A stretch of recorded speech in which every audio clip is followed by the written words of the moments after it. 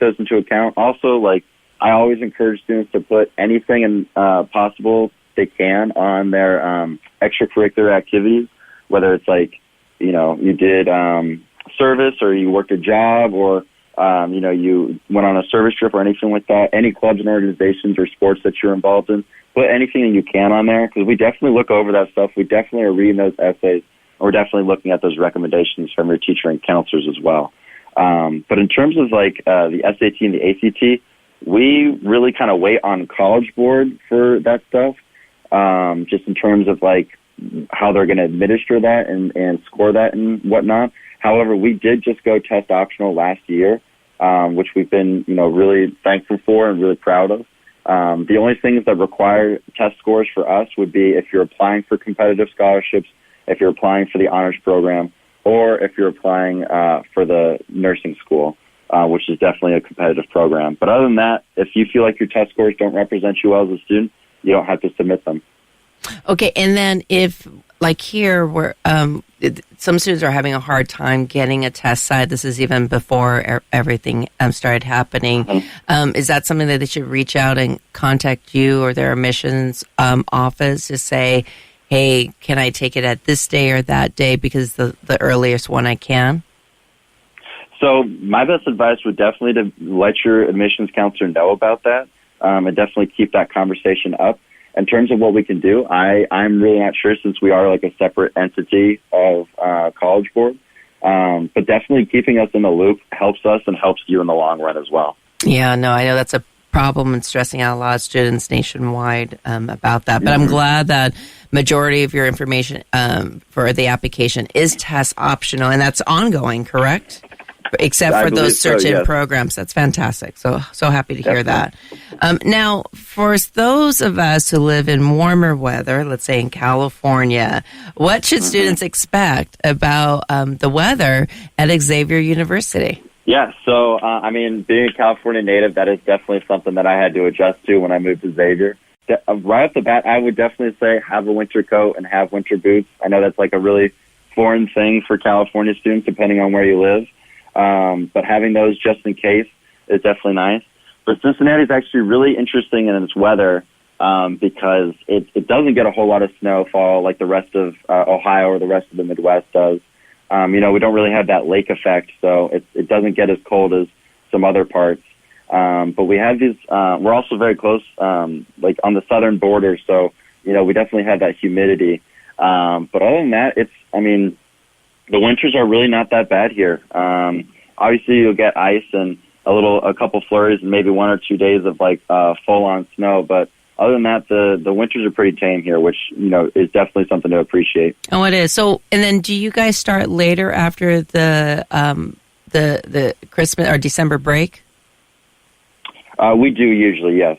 Okay, so like late January. I know that's how some campuses do it. Usually mid-January, but that is currently still open for discussion in terms of this year. So we'll see how that goes. But typically it's mid to late January. Okay, fantastic. And then also what's really important for students is what to do outside of campus, right? So what are some things in walking distance, or if I get, how is public transportation or how kids get around Xavier?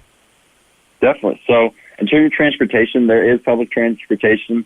A lot of students will use Uber or Lyft since it's, you know, fairly affordable here, as well as like getting a group Uber or Lyft makes it even more affordable, which is nice.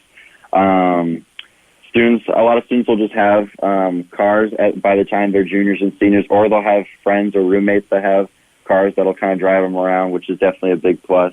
But right off the bat, what I tell people, especially the families that I work with from the West Coast, is that Cincinnati is such an underrated city. There's so much to get involved with. There's so much to tap into, whether it's going downtown for a food festival or, you know, going to OTR to get a bite to eat, or going to Hyde Park for some shopping, or even just, you know, going downtown for, you know, a Reds or Bengals game or FC Cincinnati game. There's always something going on, which is really nice. Within Cincinnati, and the best way I like to describe it is like it's kind of like a big little city. So there's a lot of different pockets to get involved with, a lot of different places to check out. on a lot of different levels too, which is really nice. What was your favorite place that you hung out when you first went to Xavier? I definitely enjoy Mount Lookout, which is where I currently live now. I just think it's a very really accessible part of town. It's very nice and easy going. Plenty of shops and restaurants for us to go to here, but also getting to downtown is very quick and easy through Columbia Parkway, which is nice, and it's also not too far from Xavier too. So it has this nice little spot within the city, but not being too close to downtown and being too busy as well. No, and it's really vibrant. I mean, besides, which everyone knows the baseball team, but you have like this American Sign Museum, right? A conservatory, right? So, the Freedom Center. There's a lot of different things to check out and tap into in terms of museums and art and whatnot. Yeah, and you can't forget the food. You can't forget the food, right? Which, definitely. Yes, of course. That's Cincinnati chili, so. Yum. And now, so what, before we end, for our listeners, top 3 things that you think are the gems of Xavier University that our listeners need to check out or remember when they think about Xavier? Yeah, definitely. So student is inquiring about Xavier or has the opportunity to visit campus and check it out. I definitely think students should ask about the community on campus, especially if it's one of our student tour guides who are just absolutely incredible. Definitely ask about the community. I know that's a word that I've obviously said a lot of times during this podcast, but that's just the way it is for Xavier. Definitely asking about what you can get involved with in terms of service. That is definitely a huge thing. While it's not required on campus for students, it's definitely something that almost everybody gets involved with at some point during their Xavier career. And then also just asking about the internships and job opportunities in and around the city of Cincinnati. I think Cincinnati is definitely an underrated hub for business in terms of a lot of different things, not only just your old brick and mortar companies, those big names, but also just it's becoming more of a startup community and whatnot. So there's a lot to ask about, but also just figure out in terms of what's there to do in Cincinnati professionally. So. Fantastic. And if people want to learn more about Xavier University, what are some online outlets that be great tools for them to check out? So definitely looking at our website. We've done a lot of updating.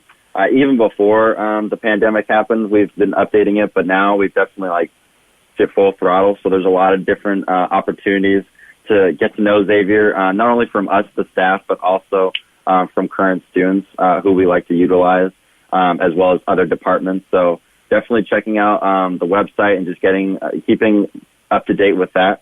But also I am more than happy to talk to any students as well. So it's always awesome to have students reach out from California or just the West Coast in general and ask me questions, pick my brain a little bit about the campus itself, but also that transition from going from the West Coast to the Midwest, which we know can be definitely a big jump for a lot of students.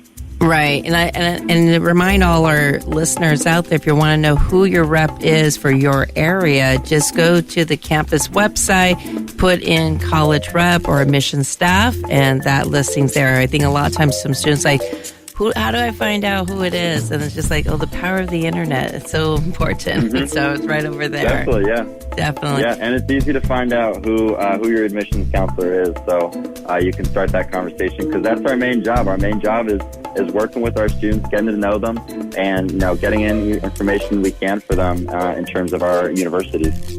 Well, Mac, thank you so much for this time to expose all our listeners about Xavier University. I am so excited for my students going to Xavier and many more. Thank you for listening. Until next time.